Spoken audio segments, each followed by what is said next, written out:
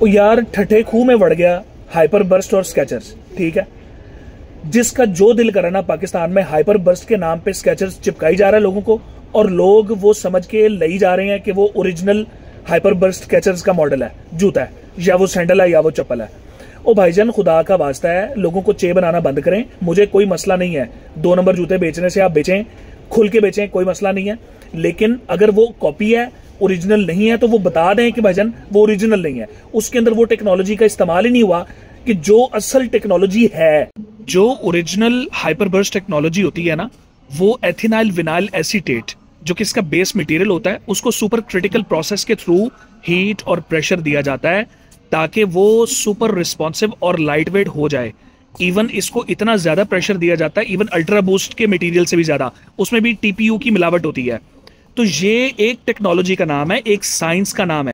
आप में से बहुत सारे लोग सोच रहे होंगे कि हमने 2 नंबर ले तो लिया है, लेकिन अब 2 नंबर लेने के बाद वो सॉफ्ट भी है, हमें तो बड़ा कंफर्टेबल फील हुआ है, लेकिन वो ओरिजिनल चीज है ही नहीं। वो साइंटिफिक उसूलों पर, साइंटिफिक प्रोसेस से होकर गुजरी ही नहीं है। वो एक नॉर्मल चीज है। नॉर्मल चाइना का जूता हो सकता है, लोकल जूता हो सकता है, रबर मोल्ड हो सकता है, रबर भी सॉफ्ट होता है, तो शॉक एब्जॉर्प्शन में फर्क आ जाता है, एंगल में फर्क आ जाता है, और उसकी एक खास लेवल ऑफ सॉफ्टनेस होती है। क्योंकि अब जो मैं वीडियो आपको प्ले करके दिखाने लगा हूं, आपको सारा कच्चा चटा आपके सामने आ जाएगा।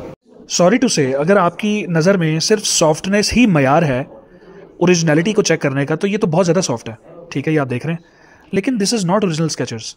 इसमें आपको देखने में तो बिल्कुल 1 नंबर लग रही होगी चीज़, ठीक है, और बेतहाशा इसमें आपको स्टाइल्स भी नज़र आ रहे होंगे।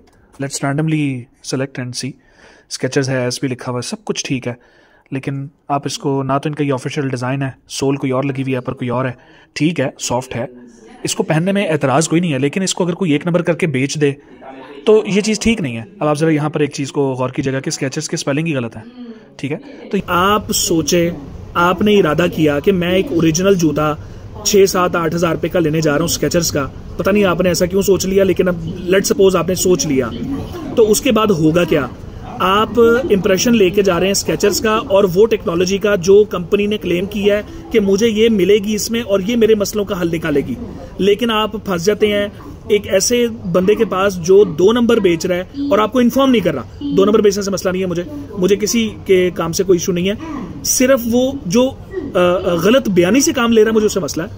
वो बता रहा है कि जी ये 1 नंबर है, ओरिजिनल माल है, ओरिजिनल लॉट है, यहां पर वो काम खराब कर रहा है, ब्रांड का नाम भी खराब कर रहा है, वो आपको भी खराब कर रहा है, वो अपना भी काम खराब कर रहा है, वो तीनों काम खराब कर रहा है। तो आप सोर्सिंग को देखें कि वो बंदा कौन है, उसका अगला पिछला कौन है, उसके पास बाकी कैसी वैरायटी है, वो ओरिजिनल्स में डील कर रहा है, वो फेक्स में डील कर रहा है, वो कॉपीज में डील कर रहा है। क्योंकि जिसके पास कॉपी आती होगी डेफिनेटली वो कॉपीज में ही ज्यादातर डील करता होगा।